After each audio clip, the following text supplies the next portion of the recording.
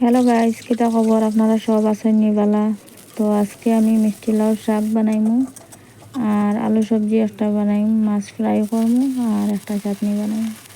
তো আপনারা আমার ভিডিওটা দেখতে থাকুন, আপনারা ভালো লাগতে পারে। তো এখানে আমি সব কিছু মশলা অ্যাড করে দিছি।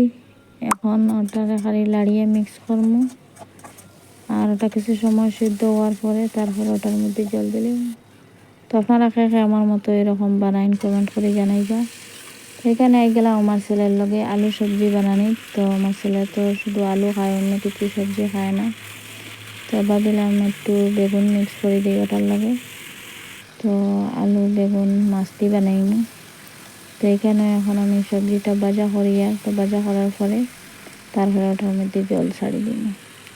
তো এখন আমি ওটার মধ্যে জল দিলাম, আরও কিছু সময় সিদ্ধ হওয়ার পরে ওটার মধ্যে আমি মাছ ছাড়ি দিই।